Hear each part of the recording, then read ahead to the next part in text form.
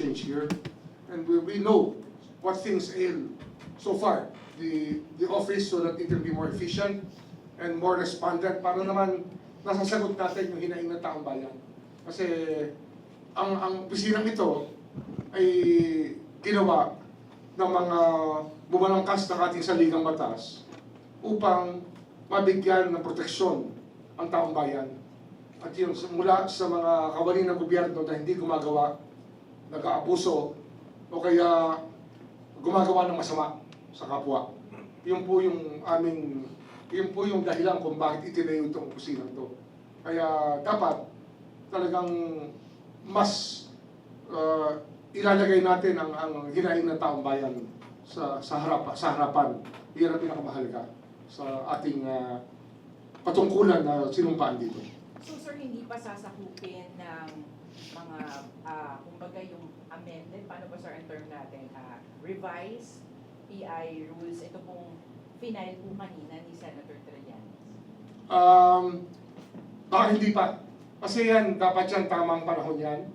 At meron na naman tayong rules dito na hindi naman natin i-violate na standing.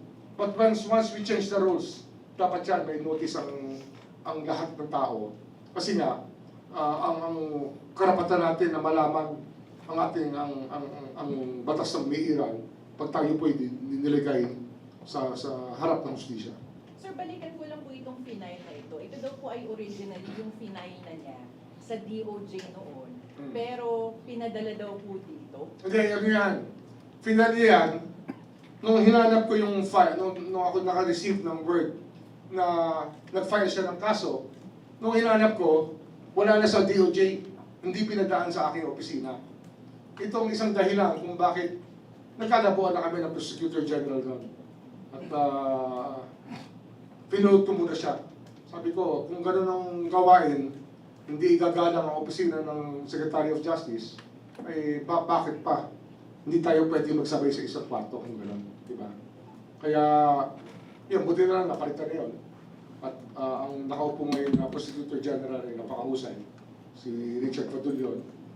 At yun, puring-puri ako doon. Anyway, itong kasong ito, ay pag-aaralan pa. Hindi na ako nagkaroon ng pagkakataong makita ang mga papel na to noong panahon na yun. Isang taon na yun eh. Mga isang taon na yata. 1 year na ba yan? 1 year na. Tama, isang taon na yun. At hindi namin eh. So ngayon, pag-aaralan ko. At pag-aaralan namin, dadaan niya sa evaluation, fact-finding, at preliminary investigation. Kung kakailanganin. Siyempre, evaluation ang critical. Sir, would you know, ano yung nangyari talaga naman dito sa ombudsman dun sa ipinadalang reklamo from the DOJ? Malalaman ko bukas. Kasi hahanapin din namin kung saan napunta yun dito. Parang hindi na gumalaw yung kaso. Sabi po kasi ni Senator Trillanes kanina, hindi na daw po, wala raw pong naging action. Hindi ko alam kung ano nangyari. Ayokong mag-presume ng masama sa aking kapwa. Pero aalamin natin. Kasi nga, itong kasong to na final niya, ito rin yung pinag-uusapan natin na conflict of interest cases. Eh. Kasama yan, may bahid yan ng conflict of interest. Sir, ito po ba ay magiging bahagi din po ng isinasagawang investigasyon naman natin? Kasi it mention dito, sir, yung mga diskaya, yung joint venture nila with CLTG, na iniimbestigahan din po ninyo. Ano yan kasi, it gives us, binibigyan kami niyan ng hudyat kung saan kami dapat tumingin. Kasi nga, interesado kami dyan, pero kung nandyan na ang dokumento at meron na siyang mga project number, mga identifying marks, mas madali namin mahahanap yan sa DPWH. Yun naman ang pakay namin dito, na mapabilis ang lahat. And we can use every information available, i-validate lang natin sa computer system ng DPWH.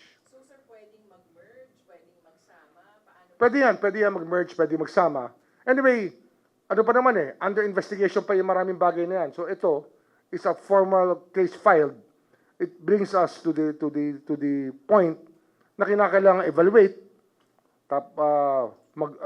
Kung evaluated, pwede hong mambunga ng totoong kaso, then fact-finding, at pagkatapos nun, preliminary investigation. Due process pa rin eh. Hindi tayo pwede lumabag sa karapatan ng tao.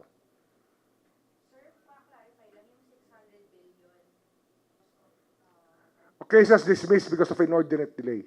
Yan ang binigay sa akin na figura. Puro graft cases yan. Puro graft cases yan. Clarification po dun sa PI po na babagoy po. Can we expect po ba na less than 60 days yung magiging PI dun sa anim na flood control? Posible. Kasi nga, ano na yan eh. Pagka-present yan, pag nag-umpisa ang PI, patatawag na nila eh. Mag-i-issue na ng subpoena para mag-file ng counter affidavit based on the statements contained doon sa complaint. At mula doon, ay pwede na i-join ng issues eh. Bali sir yung target. Kasi ano yan, ghost projects yan. Bali sir yung target na by November makapagkaso sa Sandigan Bayan. Yung pa rin po in-expect natin by November. Yes, by November. Didikdikin natin yan na lalong madaling panahon ay magkakaso na tayo na umaandar sa Sandigan Bayan o kaya sa RTC kung sino man ang mayroong jurisdiction dito. Sir, you mentioned na dati medyo tumatagal yung investigasyon, umabot ng taon, and now 60 days deadline yung PI. How can we assure the public na magiging accurate investigation? Araw-araw nandito kami. Araw-araw matatanong nyo naman kami kung ano nangyayari, di ba? At meron nga tayong yung aging, yun ang ating pinangangalagaan ngayon na alam natin kung gaano katagal na yung kaso at saan siya nagkakaroon ng balakid ba't tumatagal. Pero iyan, talagang dapat talaga ang interes ng taong bayan, mapabilis talaga ang kaso at magbayad ang dapat magbayad. Kung pagsusauli man ng pera o pagkakulong sa kulungan, magbayad ang taong nagkasala. Sir, balikan ko lang yung 600 billion. Anong time period ito? Bakit po umabot ng 600 billion? Past years yan eh, past years. Na ilang taon na yan nakararaan. Kasi pag sinabi inordinate delay, medyo mahaba na naging takbo ng kaso sa Sandigan Bayan. So yung 600B, ano po yun, sir? Sweldo ng mga prosecutors o nagastos na pera saan po? Yung mga nawawalang pera. Mga nawawalang pera na nawala ang kaso. Marami yan, maraming kaso yan. Pit-off cases, ilang bilyon na yung, ewan ko lang kung 600 billion sa accurate, but pit-off cases lang. Ilan lang na-convict dyan? Dalawa lang? Diba? Pero merong isang nag-plea bargain at alam ko may dalawang na-convict. Ngayon, meron pang pending motion for reconsideration sa ibang conviction. Pero, ano yan? Malilinis ang pagkalatag yan.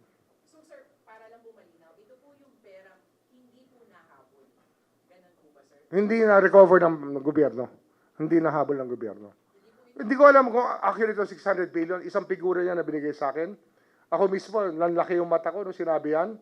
Pero dapat tingnan natin eh. Hindi natin tingnan yan. Kasi nakakagulat kung bakit ganyan. Ibig sabihin, marahil, kailangan mag-usap rin kami ng korte. Na ano ba nangyayari dito? Nag-dilatory tactic ba? Sa mga pinahahaba ng defense counsel yung kaso, nagkaroon siya ng ilang beses ng resetting ng kaso.